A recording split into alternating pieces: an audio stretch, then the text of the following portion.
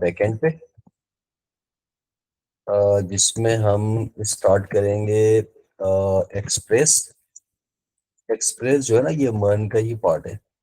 इसमें एम से मुराद मोंगो होता है, ई से मुराद एक्सप्रेस होता है, आर से मुराद रिएक्ट है और एन से मुराद नोड जेस है।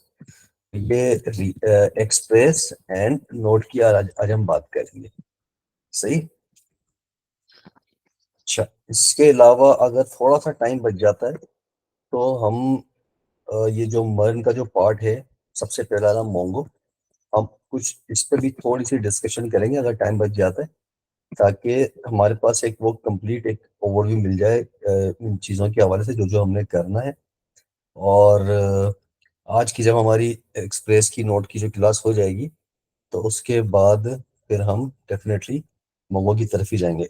एक्सप्रेस की आज क्लास जो होगी हमारी और नोट की जो होगी, वो सिर्फ एक क्लास नहीं होगी। आज तो डेफिनेटली हम छोटा सा एक कोड लिखेंगे, उसकी इंस्टॉलेशन करेंगे, उसका ओवरव्यू लेंगे, उसको देखेंगे काम कैसे करता है। देन फिर हम आगे की क्लासेस के लिए हम प्लानिंग भी करेंगे। तो ये मैं आपको आगे की क्लासेस की भी प्लानिंग बता रहा हूँ कि आज की जो दो टॉपिक्स हैं, रिएक्ट और रिएक्ट का जो का एक टॉपिक है और बैकएंड का, और टाइम बचता है तो मोंगो डीबी, ताकि हमारा कॉन्सेप्ट भी क्लियर हो कि हम करने क्या जा रहे हैं फ्यूचर में, और उसके हिसाब से फिर कोड लिखते चले जाएंगे। ठीक है। तो पहले एक छोटा सा कोड लिखते हैं रिएक्ट का, और उसके बाद फिर हम आगे चलते हैं।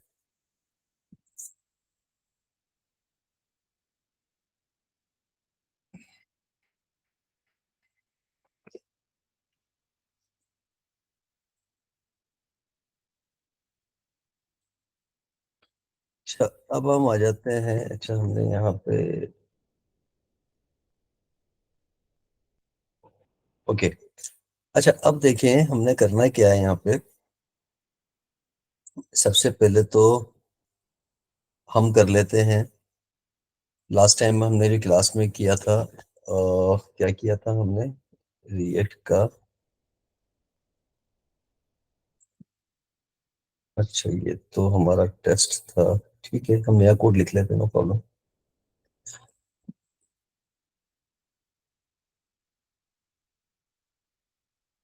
ठीक है, नया कोड लिख लेते हैं। अच्छा देखें, हमने एक स्क्रीन वाइज कंपोनेंट की बात कर ली है कि अ, मुझे याद नहीं आ रहा कि मैं उस पिछली क्लासों में करवाया था या नहीं करवाया था, बट हम कर लेते हैं। ये कोड नहीं करवाया था, बट मैंने कुछ एग्जांपल्स दी थी या नहीं दी थी, बट हम इस कोड को लिख लेते हैं। हमने करना क्या है, हमने दो तीन बटन बनाने हैं, ठीक है, और उस बटन को हमने इसी इसी स्क्रीन के अंदर रहते हुए इस्तेमाल करना है। और हम ये देखेंगे कि उस बटन के ऊपर जो हम फंक्शनलिटी लिखेंगे वो क्या होती है, कैसे होती है। इसकी छोटी सी मिसाल ले लूँ कि अगर आप HTML पे काम कर रहे होते हैं, इसी मिसाल देने के लिए समझा रहा हूँ। उस पे आपको याद होगा कि हम अगर वन पेज एप्लीकेशन अगर हम बनाएं, तो उसमें हम बटन जब बनाते हैं या नैव बार बनाते हैं, हम क्लिक करते हैं तो वो उस सेक्शन के ऊपर मूव हो जाता है, चला जाता है। क्या सिंगल पेज एप्लीकेशन है रिएक्ट, तो हम इस पे भी क्या करते हैं कि हम इसमें दो तीन बटन बना लें, लिंक्स बना लें। ये आपके ऊपर डिपेंड करता है कि हम क्या बनाने के लिए जा रहे हैं। तो हम कर लेते हैं ये कि एक पहले हम बना लेते हैं कुछ बटन्स, और हम बटन बताएंगे फंक्शन के अंदर भी आपने रिटर्न लिखा हुआ है, और उसी के अंदर एक डिव बना दिया, क्योंकि हमें कोई ना कोई एक टैग तो रखना है यहाँ पे। उसके अंदर ही काम होता है सारा ना। हमने लिखा बटन, बटन बना लिया हमने। अच्छा, अब आप आ जाएं इस बटन को ना, के पास स्क्रीन आ जाए होम की। एक और बटन बनाता हूँ, दूसरा भी बनाता हूँ, और मैं कर देता हूँ सर्विसेज और कॉन्टेक्ट अस। अच्छा, ये जो काम करने के लिए हम जा रहे हैं, ये रिएक्ट राउटिंग की तरह नहीं है। ठीक है ना, राउटिंग तो वो हम दूसरे उस पे लेके जाते हैं ना। दूसरा पेज आप बना रहे हैं, दूसरा स्क्रीन आप बना रहे हैं, उसको कनेक्ट कर रहे हैं, ये उसके लिए नहीं है। ये सिंपल एक रिएक्ट के कंपोनेंट की हम बात कर रहे हैं कि कंपोनेंट बनते कैसे हैं और कैसे काम होते हैं इसके ऊपर। अच्छा, अब मैं ये कहता हूँ कि अगर मुझे ऑन क्लिक अगर करना हो तो फिर क्या करेंगे? इस बटन के पहले बटन दिखा देता हूँ ना आपको इसका। इसको हम कर लेते हैं बटन npm start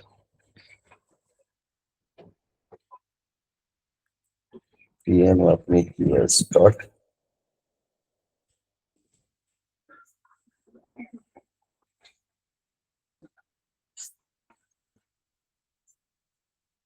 अच्छा, इस तब तक ये लोड हो रहा है, तब तक हम यहाँ पे पोर्ट करवा लेते हैं। पोर्ट क्या करवा लेते हैं? Import state from react.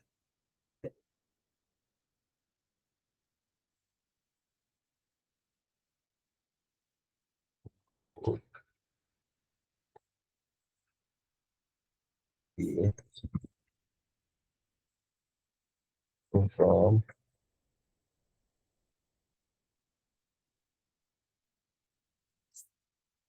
React.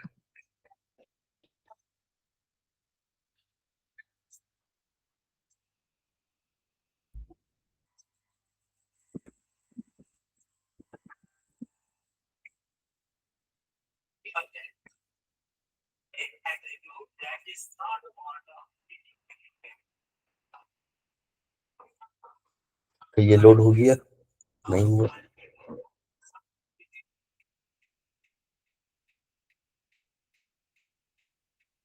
अच्छा, एरर क्यों आ गया?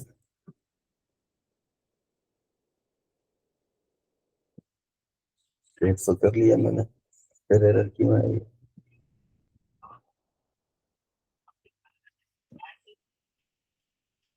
ठीक है, पुराना वाला कोड चल गया था, इसको लोड होने दें।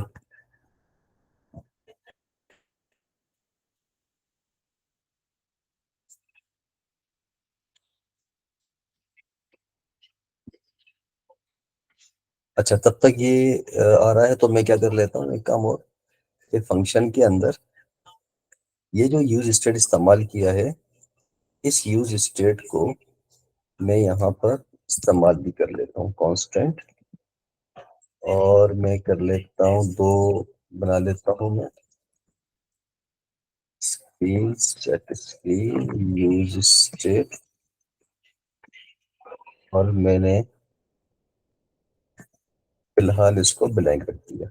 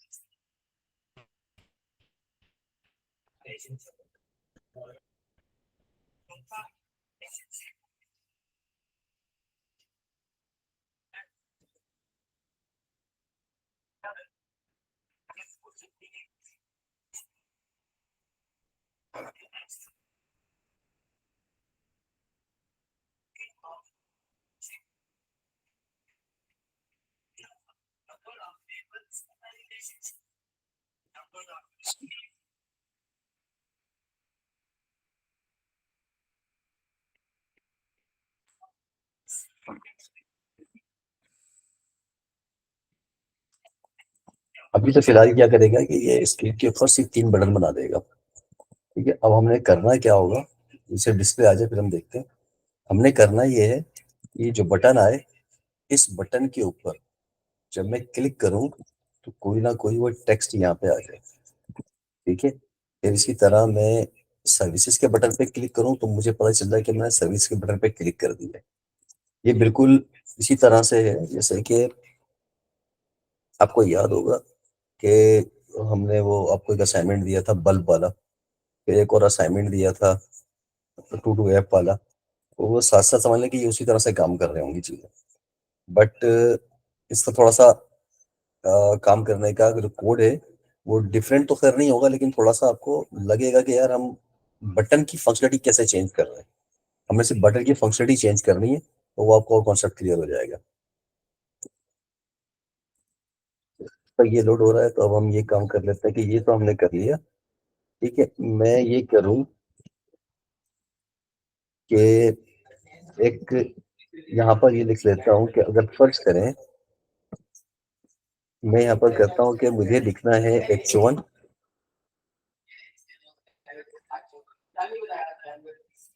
H1 में मैंने लिख देता है, फर्ज करें मैं लिख देता हूँ कि दिस इज होम स्क्रीन। क्या, अच्छा देख 3 बटन आ गए, चाहिए। अब 3 बटन आ गए, तो अब मेरे पास क्या आ गया, मैंने लिख दिया this is home screen. Home screen लिखा हुआ आ गया, और 3 बटन देखे ऊपर भी लिखे हुए आ रहे हैं। अब मैं एक और बटन बनाता हूँ, सॉरी एक और टेक्स्ट लिखता हूँ, और मैं लिख देता हूँ सपोज के ये होम है, और ये कर देता हूँ सर्विसेज, और यहाँ पर मैं कर देता हूँ कॉन्टेक्ट अस। अब देखें ये 3 बटन और 3 टेक्स्ट नजर आ रहे हैं। हमें इस तरह तो चाहिए नहीं। हम तो चाहते हैं कि जैसे हम इस पर क्लिक करें 2 टेक्स्ट आए, सर्विस पे टिक करें 2 टेक्स्ट आए, कॉन्टेक्ट उस पर टिक करें 2 टेक्स्ट आए। अब हमें ये काम करना है, ये फंक्शनलिटी करनी है। यहाँ तक तो समझ आ गई, 3 बटन और 3 टेक्स्ट। एक हमने हुक लिया है यूज स्टेट का, और उसको हमने इस तरह से डिफाइन कर दिया, सिंपल। अभी कोई रॉकेट साइंस नहीं है, अभी कोई नई चीज हमने इस तरह से नहीं की। अब इसको इस्तेमाल कैसे करना है, हम कहते हैं कि यार ऐसा करो कि इसकी जो डिफॉल्ट है, बल्कि चलो डिफॉल्ट बाद में समझा दूंगा ताकि कंफ्यूजन ही ना हो। हम ये कर लेते हैं कि यहाँ पे जब ये ऑन क्लिक हो, क्या ये बटन, जब ये बटन ऑन क्लिक हो तो क्या करे,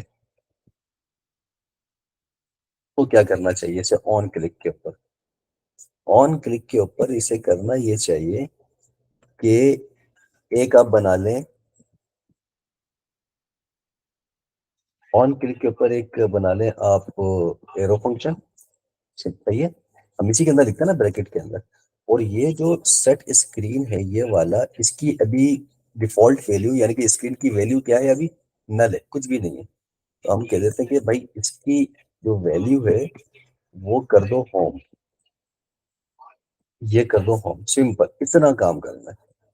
ये ठीक है, अभी भी टेक्स्ट नजर आ रहा है क्योंकि यहाँ पे चीज है ना, अभी अभी अभी इस पे नीचे फंक्शनलिटी तो हमने की नहीं है। और इस पे क्या फंक्शनलिटी करें हम, कि भाई अगर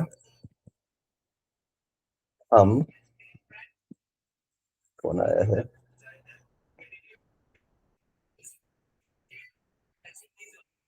ठीक है भाई।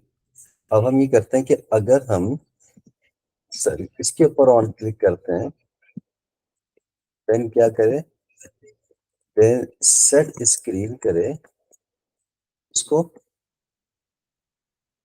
सर्विसेज को हम कर देते हैं सर्विसेज, सर्विसेज को कॉल करें।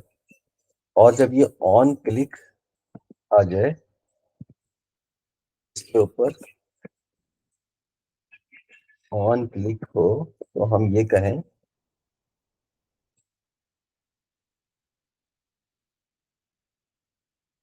कि इसकी स्क्रीन को सेट करे,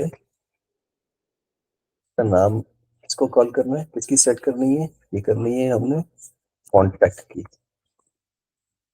अब हमने इसके फंक्शंस कॉल कर लिए कि जब हम क्लिक करें तो ये फंक्शन कॉल करे, इस पर क्लिक करें तो ये फंक्शन कॉल करे, इस पर क्लिक करें तो ये फंक्शन कॉल करे। लेकिन फंक्शन को बनाने कैसे, अभी तो हमने सिर्फ कॉल करने की बात की ना, कि हमने सिर्फ सेट करना है, यानी कि फंक्शन बना दिया और हमने कहा कि यूज स्टेट की जो वैल्यू है वो सेट कर दे। अब ये यूज स्टेट की वैल्यू सेट कर देगा तो ठीक है, सेट कर दी, लेकिन ये कॉल कहाँ करेगा, फिर हम यहाँ कंडीशंस लगाएंगे इस जगह पे। हम यहाँ पे कंडीशंस हम ये लगाएंगे ऐसे, ये जो हमने काम किया है ना ये एरिया, इस पे हम क्या लगाएंगे कंडीशंस। अब कैसे कंडीशन लगाएंगे इस पे पर, हम ये कहेंगे कि भाई अगर आपकी जो स्क्रीन है ना, कौन सी स्क्रीन, यूज स्ट्रेट वाली, वो अगर इक्वल हो जाती है होम के, ठीक है, अगर वो इक्वल हो जाती है होम के तो फिर हम इसके साथ ज्वाइन करेंगे किसको, आपको, ये हमने एम्परसेंड लगा दिया डिफ को, और यहाँ पे हम कर दें क्लोज डिफ को, ठीक है। और फिर हम कहें कि भाई ये हमने ये काम करना है कि अगर हमारी कंडीशंस ये सेट हो जाती है ये वाली, अगर ये हो जाती है, अभी तो थोड़ी देर के लिए अगर मैं हटाऊं तो आपको आइडिया हो जाएगा। अब देखिए, ये पहली कंडीशन लगाई ये वाली इस बटन की कि अगर इस पर क्लिक हो जाता है तो क्या करें। अब देखें, स्क्रीन को देखें, कोई ऑनलाइन तो नहीं है अभी।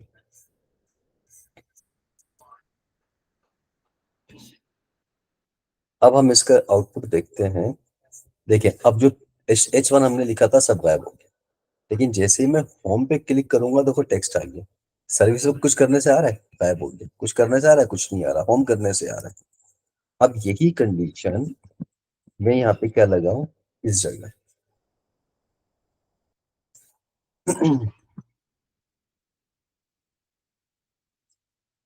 अगर ये स्क्रीन, मैं क्या करूंगा यहाँ पे इसको बंद कर देता हूँ, इस टेक्स्ट को यहाँ पे आके मैं कर देता हूँ क्लोज, और यहाँ से दोबारा स्टार्ट कर देता हूँ। और अब मैं कहता हूँ कि स्क्रीन जो है ये वाली अगर मेरी सर्विसेज हो जाए, कौन सी सर्विसेज, ये वाली सर्विसेज, ये सर्विसेज यहाँ पे, अभी देखो सेट स्क्रीन कर रहा है ना, सेट स्क्रीन किसकी वैल्यू सेट कर रहा है, स्क्रीन, इस स्क्रीन की वैल्यू सेट कर रहा है ना। कह रहे हैं कि अगर सर्विस इसकी वैल्यू चेंज हो जाती है, ये सर्विसेज हो जाती है, तो फिर क्या करें, फिर कहे कि भाई ये सर्विसेज की स्क्रीन है, ये सर्विसेज की स्क्रीन आ गई। अब मैंने यहाँ पे किया होम, ये मेरे पास सर्विसेज आ गया, होम सर्विसेज आ गया। अच्छा अब मैं यहाँ पे तीसरी स्क्रीन भी कर सकता हूँ, इसी को मैं कॉपी कर लेता हूँ ना, ताकि बच जाऊँ चीजों से।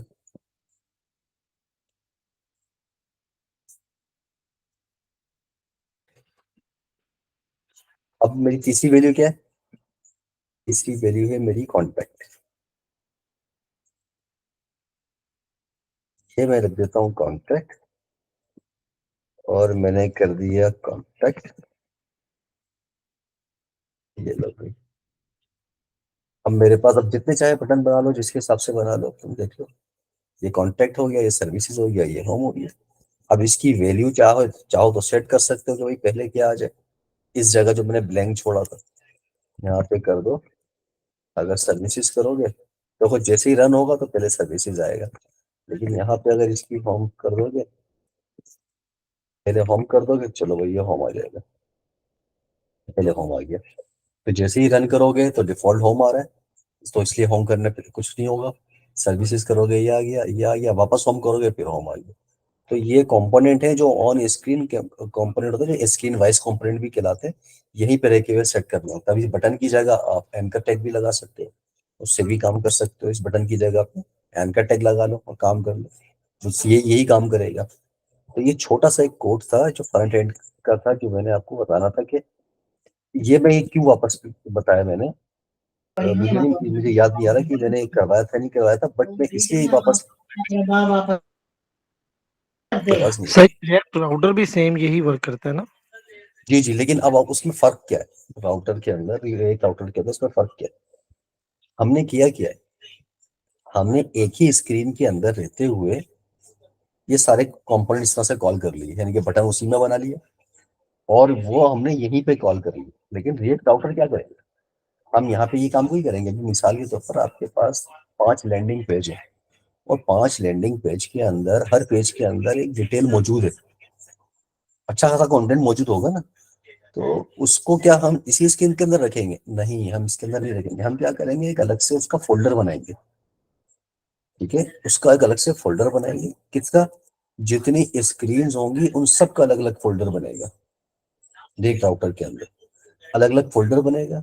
वो या यूं समझ लें कि उस फोल्डर के अंदर अलग अलग फाइल्स बनेंगी, जैसे कि होम की फाइल अलग बन गई आपकी, सर्विसेज की फाइल अलग बन गई, कॉन्टेक्ट अस की अलग बन गई, प्रोडक्ट्स की अलग बन गई, वो अलग अलग बनेगी आपकी फाइल। बिल्कुल ऐसे ही है जैसे कि आप जब HTML पे काम करते हैं ना, तो आपने एक होम बनाया, फिर सर्विसेज बनाया, फिर कॉन्टेक्ट बनाया, फिर आपस में सबको ज्वाइन किया। तो हम यहाँ पे भी यही करेंगे कि हम एक फोल्डर बनाएंगे व्यू का, रिएक्ट राउटर की बात कर रहा हूँ। फोल्डर बनाएंगे व्यू का, उसके अंदर फिर उसके अलग अलग हम फाइल्स रखेंगे, होम की अलग, कॉन्टिगस की अलग। और फिर वहां पे हम क्या करेंगे, जो रिएक्ट आउट की जो लाइब्रेरीज वगैरह है, उसको इस्तेमाल करते हुए फिर हम मेन स्क्रीन के ऊपर कॉल करेंगे कि भाई ये यहाँ पे पहले इसको कॉल कर लो, फिर इसको कॉल कर लो, इस पे क्लिक करने से ये आना चाहिए। तो वो भी टॉपिक हम करेंगे। बट एक छोटा सा मुझे आपको एक ओवरव्यू देना था इसका। वो ओवरव्यू मैंने क्यों देना था कि जब मैं ये क्लास ये चीजें मैं जब करवा रहा था ना, इसमें तो आपको कंफ्यूज हो गए थे ना। आपको याद होगा कि फिर हम वापस जावास्क्रिप्ट में गए थे, जावास्क्रिप्ट में मैंने लिया।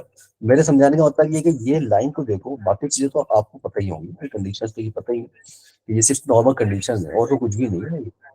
इस वाली लाइन से अब कंफ्यूजन मेरा हिसाब से खत्म हो गई होगी, क्योंकि ये जो एरो फंक्शन है ये हम जावास्क्रिप्ट में करके आ गए। कॉन्सेप्ट भी क्लियर कर लिया मैं, वहां पे प्रैक्टिस भी कर ली, सर कोड मेरा एक लिख कर भी सवाल है देख लिया। छोटा सा, कर सकता हूँ? हाँ हाँ करें। जी जी करें करें।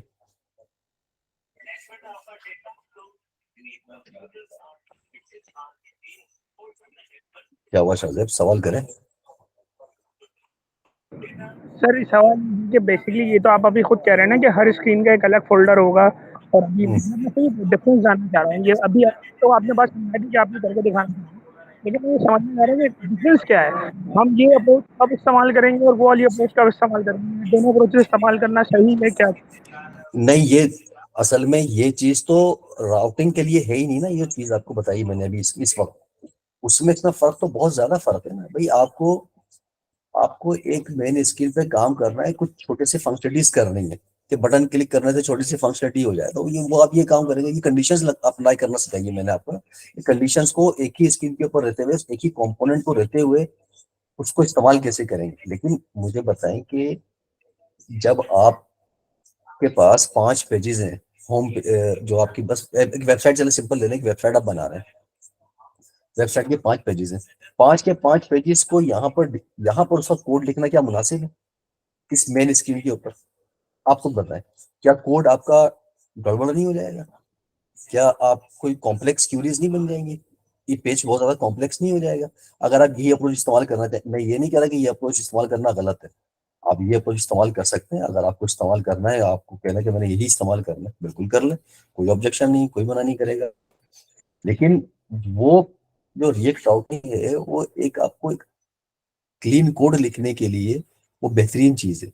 उसको एक एक लाइब्रेरी है, एक एडवांस चीज है वो, जो कि आपको वो इस्तेमाल करनी आनी चाहिए, और डेवलपर्स वो इस्तेमाल करते हैं। और असल जो पेजेस बनते हैं उसको इस्तेमाल करना है, और आपको दूसरे पेजेस पे रीडायरेक्ट करना है, वो वही अप्रोच है। ये तो सिंपल चंद कंडीशंस के लिए, चंद चीजों के लिए इस्तेमाल की जाएगी ना। राउट ये मुख्तलिफ पेजेस के लिए ये कोई इस्तेमाल करेंगे इस तरह की चीजें अभी? समझ गए मेरी बात?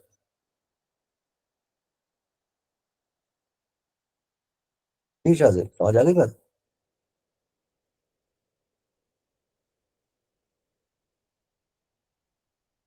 मेरी आवाज आ रही है आप लोगों को? यस सर, आ रही है। सही है सर। ठीक है, जब आप वो करेंगे ना, आपकी और कॉन्सेप्ट क्लियर हो जाएगा आपका। सही है, चलो। अब हम चलते हैं वापस, कहाँ पे? हम चलते हैं अब अपने एक्सप्रेस की तरफ और नोट की तरफ। अच्छा, अब हमने करना क्या है, मैं कर ही रहा हूँ। मैं इसको कर देता हूँ चले बंद, और फोल्डर पे जाता हूँ। मैं यहाँ पे कर देता हूँ, फोल्डर बनाता हूँ यहाँ पे। देखिए, अब आप देखिएगा मेरा एक फोल्डर बना रहा हूँ, फोल्डर बना रहा हूँ। फर्स्ट करें, मैं कर देता हूँ नोड, बैकएंड कर देता हूँ। चलो, थोड़ा समझने के लिए आपका आसान बैकएंड किया मैंने। बैकएंड करने के बाद अब मैं CMD लिखा, कोड लिखा, मैं वापस आ गया।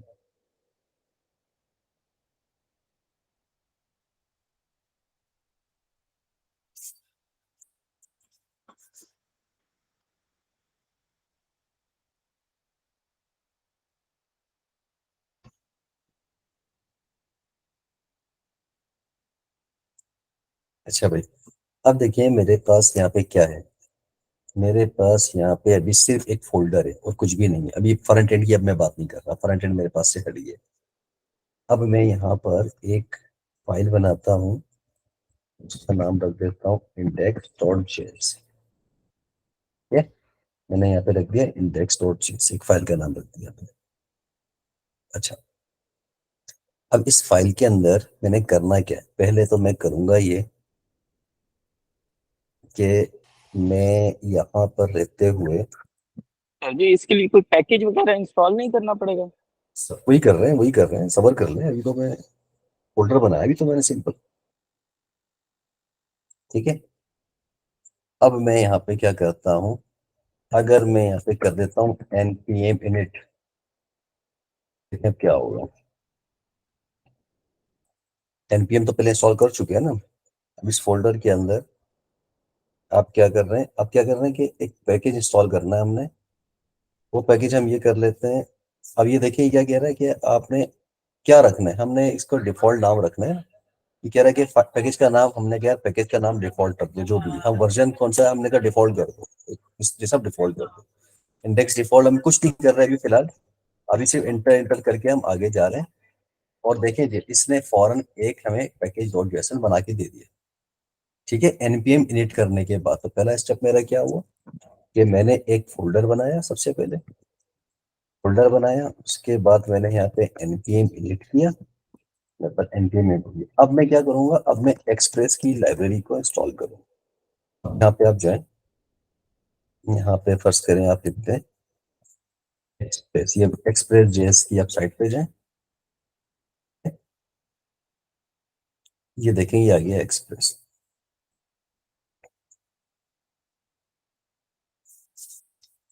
अब ये आपको बता रहा है कि आपने करना क्या है कि express npm install express minus minus save.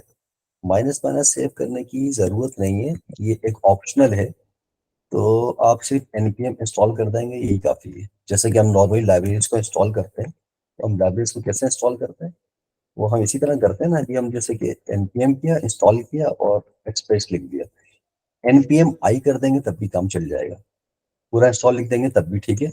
लेकिन ये माइनस माइनस सेव ये ऑप्शनल है, इसकी जरूरत नहीं है। पहले वाले वर्जन में आता था, वो लाजमी होता था। अब ये लाजमी नहीं है, कंपलसरी नहीं है, अब ये ऑप्शनल है, इसलिए उसको छोड़ सकते हैं। तो अब आप npm इंस्टॉल करें। अब ये आपका जो एक्सप्रेस है, ये पैकेज ये अभी इंस्टॉल होना शुरू हो रहा है। देखिए, अब जितने आप प्रोजेक्ट्स बनाएंगे सबके लिए बार बार अलग अलग इंस्टॉल करना पड़ेगा ये आपको। अभी मैंने बैकएंड का फोल्डर बनाया है, इस पे काम करने जा रहा हूँ मैं, तो मैंने अलग से इंस्टॉल करूंगा। आप काम करेंगे, आप अलग से काम करेंगे, अलग से इंस्टॉल करेंगे। मैं एक और बनाऊंगा इसी के अंदर, मैं अलग से दोबारा इंस्टॉल करूंगा अलग प्रोजेक्ट के लिए। ठीक है,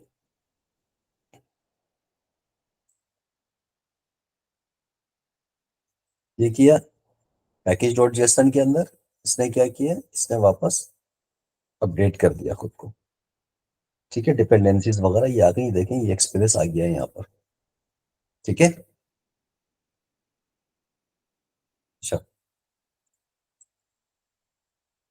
अब आप आ जाए कि अब मुझे इस पर काम करना कैसे। सिंपल सा, आप वापस आसानी के लिए समझा रहा हूँ मैं, समझने के लिए, बाकी मैं कोड अभी समझाता हूँ कैसे लिखना है। आप जब यहाँ पे जाएंगे तो ये देखें ऊपर टॉप पे क्या लिखा हुआ है, गेटिंग स्टार्टेड। इस पे आपने क्लिक किया, इसने यहाँ पे पूरा स्टेप समझा दिया आपको। जो मैं अभी हमने किया ना, हमने एक डायरेक्टरी बनाई, उस डायरेक्टरी के अंदर गए, npm init किया आपने। ठीक है, या आपने जब npm init किया तो ये फाइल्स बन गई आपकी। ठीक है, एंट्री पॉइंट आपका index.js हो गया।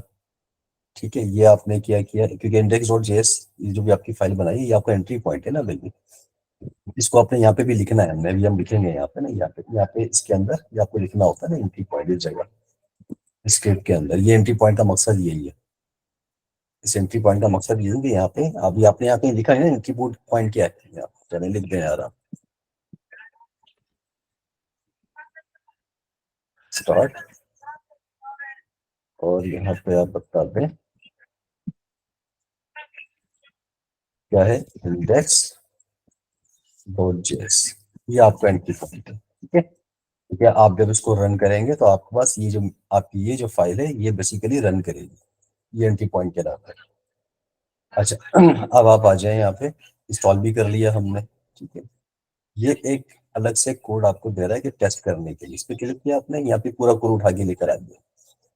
इसी को सिंपल रन करने के लिए मैं यहाँ पे कॉपी करता हूँ, इस इंडेक्स डॉट जेएस के अंदर ये मैंने पेस्ट कर दिया।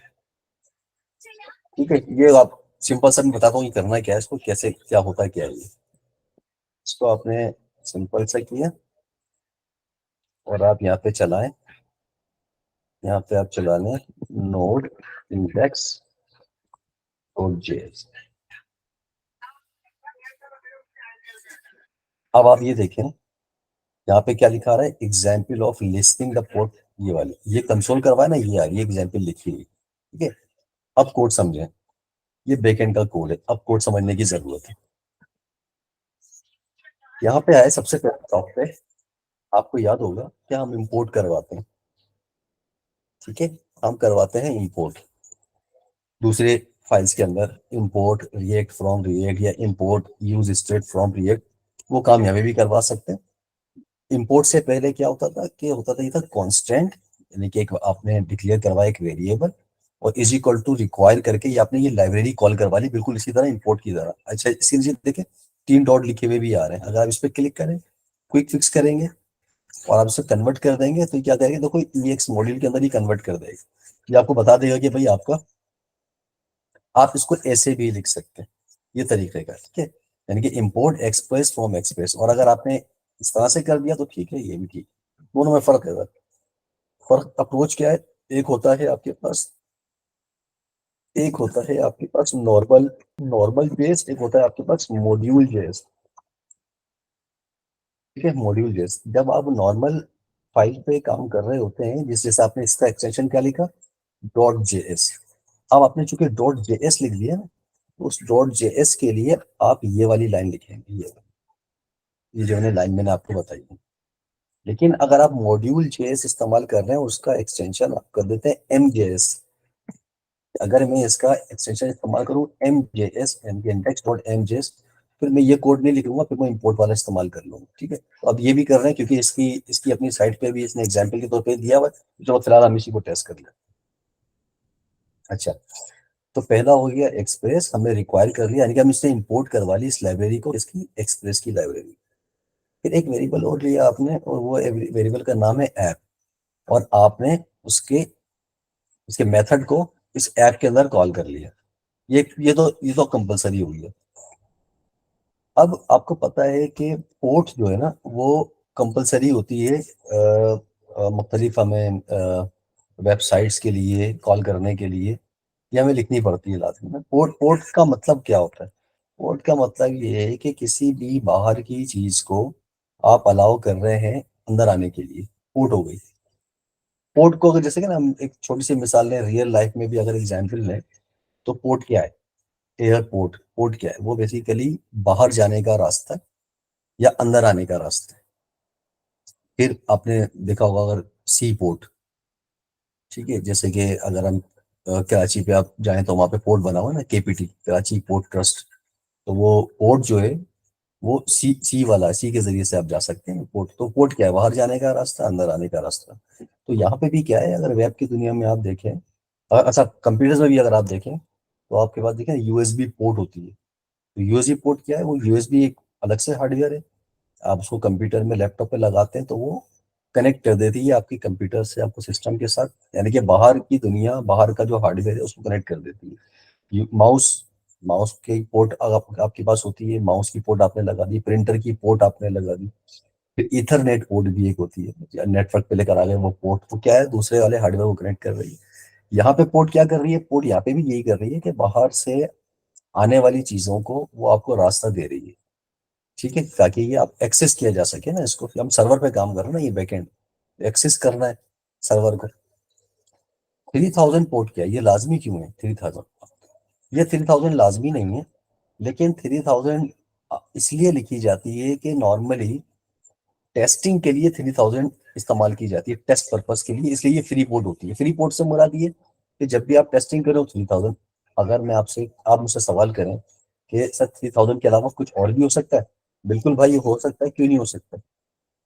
8080 ये रख लें, ठीक है, यानी कि आप इसको 4 डिजिट में रख लें, वो इस्तेमाल कर लें, कोई मसला नहीं है, कोई पाबंदी नहीं है कि आप सिर्फ 3000 टेस्टिंग के लिए इस्तेमाल की जाती है। वरना जब रियल लाइफ में प्रोजेक्ट्स आप बना रहे होंगे आप, ठीक है, कुछ और रख लें, 5000 रख लें, 5000 रख, 5090 रख लें, कुछ भी रख लें, हो सकती है। तो फिलहाल के लिए ये, तो ये एक आपने पोर्ट बना दिया कि यार मुझे किस पोर्ट पे इस सर्वर को कॉल करना है, किस पोर्ट पे सर्वर पर काम करना है। एक्सप्रेस के लिए यहाँ पे ये ऐप इस्तेमाल किया, अभी फिलहाल हम गेट कर रहे हैं, एक पोस्ट भी होता है, गेट मतलब डेटा को कॉल कर रहे हैं अभी आपने। आपने कहा ऐप डॉट गेट, आपने गेट किया, ये कॉलन के अंदर स्लैश किया है, ये रूट है, रूट को कॉल करते हैं। रूट से क्या मुराद है, यानी कि आपने कहा google.com, तो google.com क्या है, वेबसाइट है, बट ये रूट से कॉल करके लेकर आएगा, रूट से। लेकिन आप कर दें कि google.com/map, लेकिन स्लैश मैप जो आपने किया वो डायरेक्ट रूट से उठा के तो नहीं ला रहा ना, वो तो उसके अपने सब एरिया से उठा के लेकर आ रहा है। तो ये जो एरिया है ना, ये आपने कहा सिर्फ स्लैश, स्लैश का मतलब है रूट। जब भी आप इसको कॉल करेंगे तो क्या आना चाहिए जी, ये सेंड करेगा, क्या सेंड करेगा, ये सेंड करेगा हेलो वर्ल्ड, ये सेंड करेगा ये आप, ठीक है। अच्छा, अब यहाँ पर आ जाए कि इसको सेंड करेगा, सेंड करने के बाद कंसोल पे क्या प्रिंट करवाएगा। हमने कहा कंसोल लॉग पे ये प्रिंट करवाए एग्जाम्पल, या कुछ भी कर लें जो भी यहाँ पे लिखा है। और पोर्ट क्या है, यानी कि ये देखो ये पोर्ट, हालांकि यहाँ पे तो पोर्ट नहीं लिखा है, यहाँ पे तो वेरिएबल लिखा है ना हमने, ये इस तरह से। तो यहाँ पे पोर्ट एक वेरिएबल है, पोर्ट वेरिएबल क्या है, 3000 को 3000 यहाँ उठा के ले आया, कंसोल पे ये प्रिंट करवा दिया इसको आप यहाँ पर भी कॉल करवा सकते हैं लोकल होस्ट 3000, ये 3000 यहाँ पे करवाया, तो ये देखें यहाँ पे हेलो वर्ल्ड आ गया, क्यों, क्योंकि यहाँ पे सेंड में लिखा हुआ है हेलो वर्ल्ड। तो अब सवाल ये है कि यार यहाँ पे हेलो वर्ल्ड, ब्राउजर पे खोल रहा हूँ तो हेलो वर्ल्ड आ रहा है, और अगर मैं यहाँ पे रन कर रहा हूँ तो भाई यहाँ पे ये आ रहा है।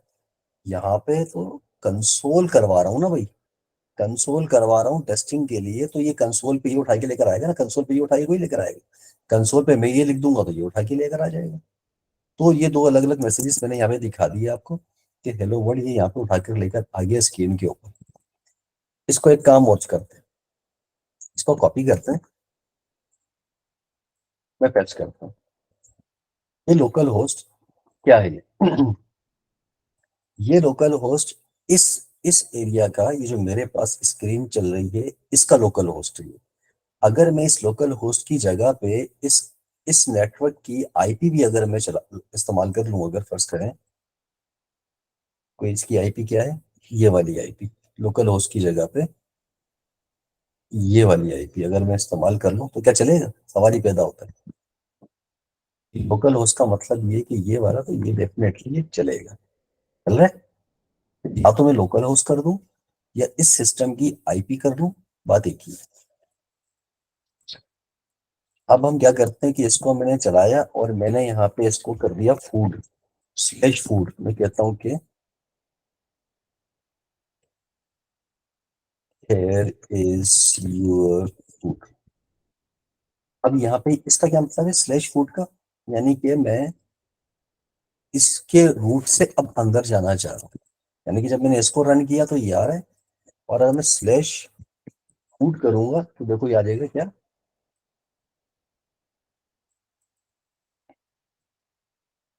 लोकल क्या लिखा है मैंने, फूड लिखा है,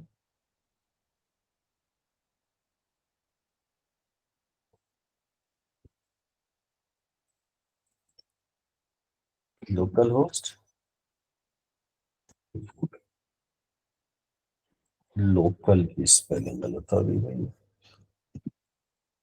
लोकल होस्ट, एक में एरर दिया फिर, अच्छा हाँ सही है। देखो ये एरर क्यों दिया, अब कल किसी ने मुझसे सवाल किया कि सर ये हम इसको स्टॉप करके दोबारा नहीं चलाएंगे क्या, स्टॉप करके दोबारा नहीं चलाएंगे क्या। तो मैंने कहा था नहीं, लेकिन ये सर्वर है। सर्वर पे जब आप काम कर रहे हैं तो यहाँ पे देखें दोबारा स्टॉप करके दोबारा चलाएंगे सर्वर के लिए। अब इसको बार बार स्टॉप करना होगा? नहीं, इसको भी हम फ्यूचर में जब जाएंगे तो देखेंगे इसको बार बार स्टॉप से बचने के लिए हम क्या करेंगे। सर्वर को हम जब ये कोड लिखेंगे तो इसको स्टॉप करके चलाएंगे। देखिए अभी मेरे पास आ गया फूड, अभी मैंने कुछ चेंज किया था तो इसलिए मुझे स्टॉप करना पड़ा चेंज करने के लिए। अच्छा, और कल कल जो हमने रिएक्ट का किया था तो वहां पे हमें स्टॉप करने की जरूरत नहीं थी। हम जब स्क्रीन रिफ्रेश कर रहे थे हमारे पास कोड आ रहा था। और अब मैं यहाँ पे आऊंगा, देखो यहाँ पे ही आ रही है। ठीक है, समझिए बात। तो अगर मैं एक और कोड लिखूंगा यहाँ पे, इसको मैंने कॉपी किया, पेस्ट किया, मैं क्या लिख देता हूँ यहाँ पे, मैं लिख देता हूँ चले वाटर, योर वाटर, कर दिया वाटर। अब देखें फिर मैं यहाँ पे लिखूंगा तो एरर देखें क्या है एरर। इसको मैं करूंगा स्टॉप, और मैंने इसको रन किया। अब मैं इसको रिफ्रेश करूंगा तो देखेंगे मेरे पास आई है हैरिस योर वाटर। अब मैं इसको चाहूंगा your water food, food I है, और डायरेक्ट रूट पे चलाऊंगा, रूट पे आएगी। अब सवाल ये पैदा होता है कि क्या मैं अपने मोबाइल पे इसको कॉल कर सकता हूँ?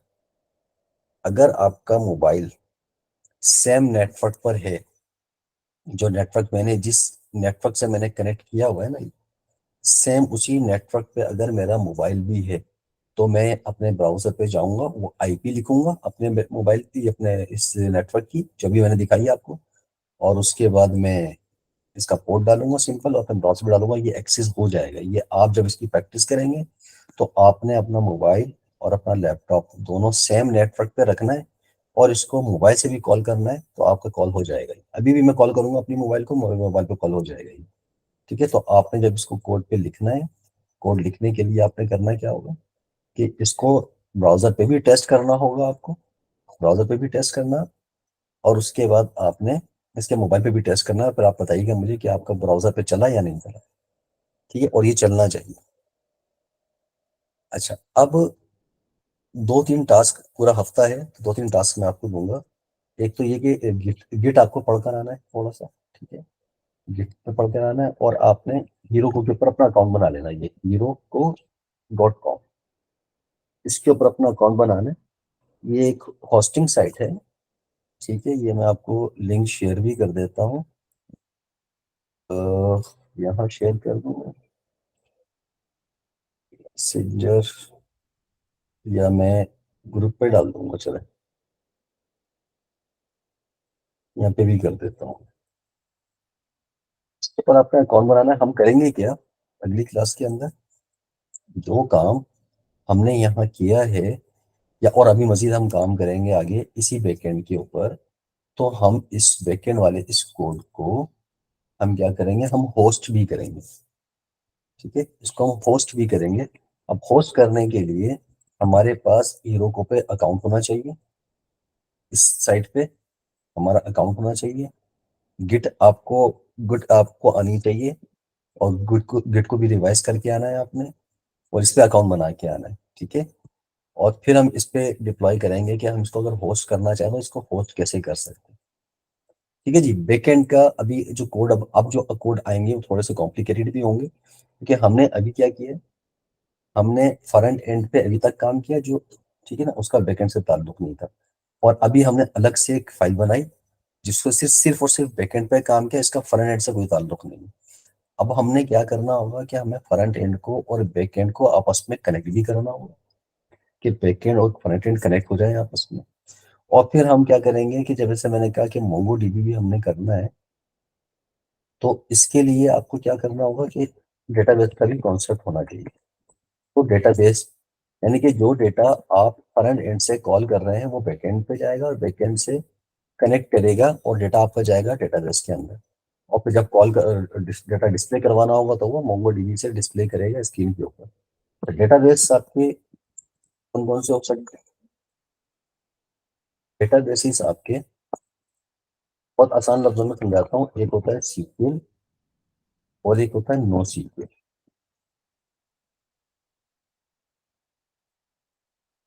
हम जो मोंगो डीबी की बात कर रहे हैं ये सीक्वल नहीं है, ये नो सीक्वल है। ठीक है, सीक्वल क्या होता है? सीक्वल स्ट्रक्चर्ड क्वेरी लैंग्वेज होता है।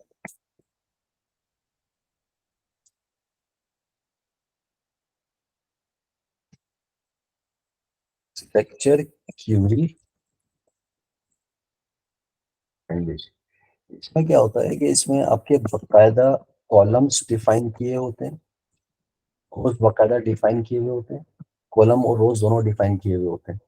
ठीक है, उसमें फिर क्या करते हैं कि आप बहुत आसानी के साथ इसकी फील्ड्स वगैरह को, इसको एडजस्ट आप कर लेते हैं। यानी कि आप पहले फील्ड्स, जो कॉलम्स होते हैं ना, बेसिकली वो फील्ड्स ही होती हैं। कॉलम होते हैं वो फील्ड्स ही होती हैं, और जो रोज होता है ना, वो बेसिकली आपका समझ लें कि रोज से मुराद ये होता है कि आपका डेटा होता है, समझ लें वहाँ पे। कि आसान मिसाल लूँ, एक्सेल तो आपने सबने किया होगा ना। एक्सेल एक्सेल तो सबने किया होगा।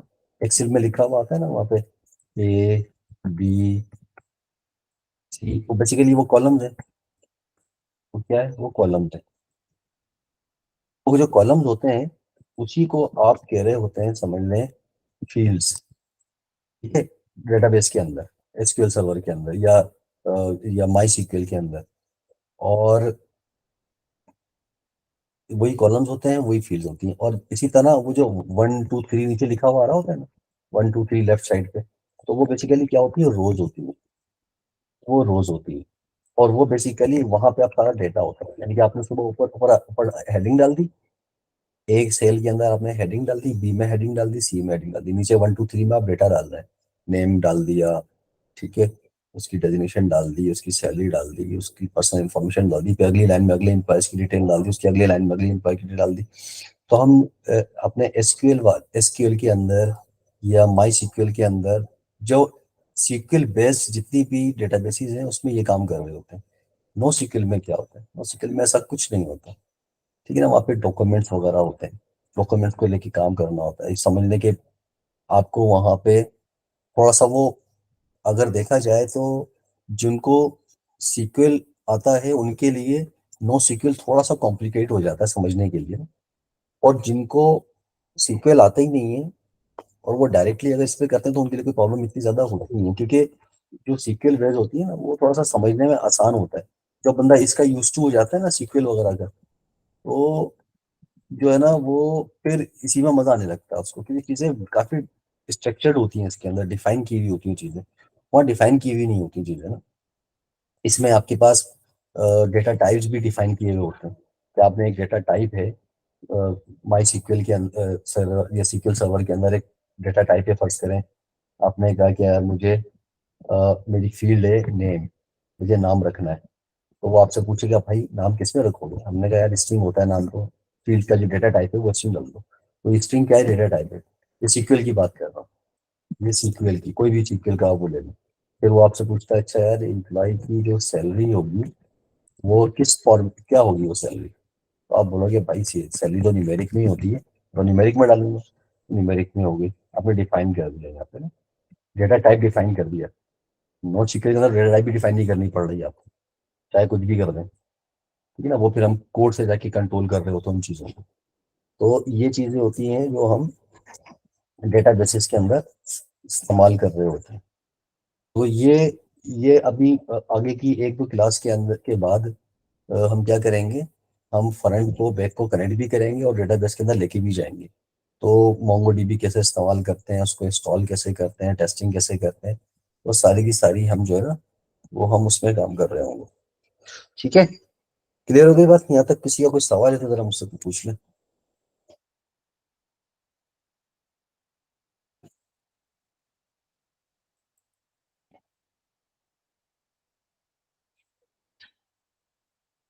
Any question? No sir. मैं थोड़ा स्पीड से तो लेके तो नहीं चला ना, आज कंफ्यूजन तो नो नहीं है सर। कुछ? ठीक है यार, फिर एक चीज और मैं थोड़ा सा बताऊं इसके अंदर। जब हीरोको का आप कोशिश भी कीजिएगा, खुद से भी कोशिश कीजिएगा, जब आप हीरोको पे आप आएंगे ना, तो हीरोको का जो आप अकाउंट बनाएंगे, तो यहाँ पे आपको क्या करना होगा स्टेप्स थोड़े से मैं डिफाइन कर देता हूँ ताकि आप खुद से अगर कोशिश करें, आपने कहा यार हमने तो कर तो लिया, हीरोको के अंदर अकाउंट भी बना लिया, अब क्या करें, कोशिश कीजिएगा खुद से डिप्लॉय करने की, यानी कि इस कोड को होस्ट करने की हीरोको के ऊपर कोशिश कीजिएगा। स्टेप्स समझा देता हूँ कि वो स्टेप्स क्या होंगे। स्टेप्स ये होंगे, आपने पहले इस कोड के अंदर एक फाइल, ये हीरोको के लिए है खाली, सबके लिए नहीं है, हर हर उसका अपना अलग अलग तरीका होता है। ये होस्टिंग के लिए जो हीरोको पे अगर आप होस्टिंग करेंगे तो इसकी बात कर रहा हूँ। तो आपको इस कोड के अंदर यहाँ पे एक फाइल बनानी होगी, AROC फाइल।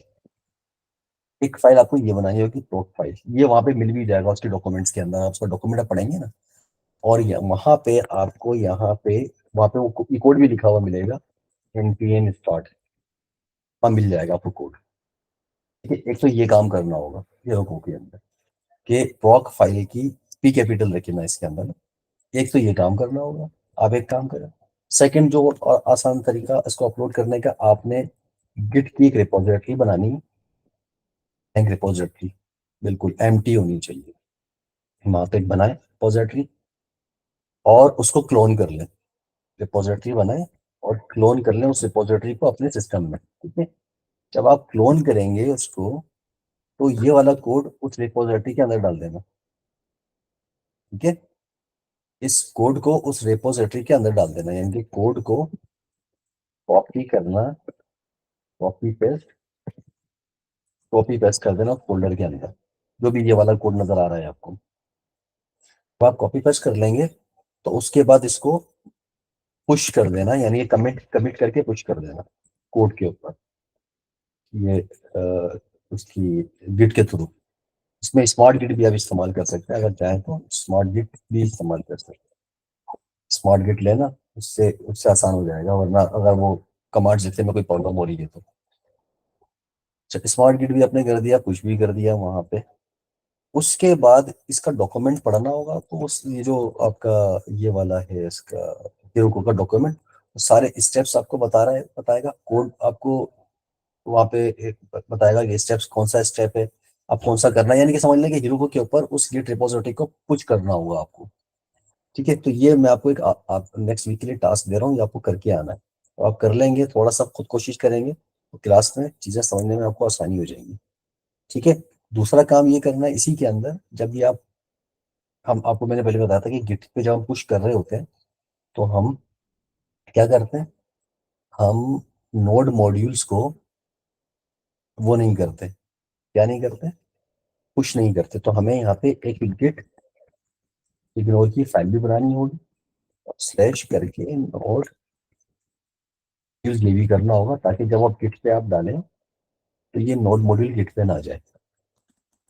सही है, ये दो बहुत इंपॉर्टेंट काम आपने, मैंने आपको बता दी ये करने, वरना इसके बगैर वो बड़ा प्रॉब्लम कर जाता आपके लिए ना, मसला भी आ जाता है, एरर भी दे सकता था ये, क्योंकि वो एक तो फाइल बहुत हेवी हो जाती है इसकी, अगर आप चेक करें तो आप देखें ना, तो बताओ क्यों क्यों ऐसा होता है, ये आपको चेक करें इस वक्त इस नोड मॉड्यूल का साइज क्या है, अभी अभी पता चल जाएगा ना, गिट पे आप जाएंगे तो क्या हालत हो जाएगी देखें। 2 MB की फाइल, 512 फाइल्स, 114 फोल्डर्स और 2 MB की फाइल्स बनी हुई है भाई ये। और मैं अगर इसको चेक करूं यहाँ से यहाँ तक में, देखो ये 25 MB, 1 MB इसकी फाइल, अगर मैं इसी की चेक करूं तो आपको अंदाजा हो जाएगा, ये लो भाई कितना कम साइज है, 25.5 KB। अब कहाँ KB, यानी कि ये पूरा अलग कोड एक तरफ और नोड मॉड्यूल्स एक तरफ, तो कितना हेवी हो जाएगा आपका गेट। ठीक है, तो ये इसलिए आपको वहां पे पुश करने की जरूरत नहीं, ये आपने ये दो बड़े इंपॉर्टेंट काम मैंने आपको बता दी कि उसके बाद आप इसको इस स्टेप्स को फॉलो करें, ट्राई करें, और हो जाए तो फिर बस गुड न्यूज सुना दीजिएगा ग्रुप पे, और आपस में डिस्कशन करें ग्रुप के ऊपर, और नेक्स्ट इंशाल्लाह रेडी रहेंगे। मैं थोड़ी क्लास जल्दी खत्म कर रहा हूँ आज, क्योंकि आज शब बरात भी है और थोड़ा सा ज़रा आप लोग भी मेरा ख्याल लेके जाएंगे, तो आज की क्लास को यहाँ एंड करते हैं। कोड थोड़ा सा कॉम्प्लिकेटेड नहीं है, बस प्रैक्टिस में थोड़ा सा टाइम लगेगा, तो प्रैक्टिस जरूर कीजिएगा आप इसकी। ठीक है जनाब। तो नेक्स्ट वीक के लिए इजाजत दें। अल्लाह हाफिज। ओके सर, अल्लाह हाफिज। चलें सर।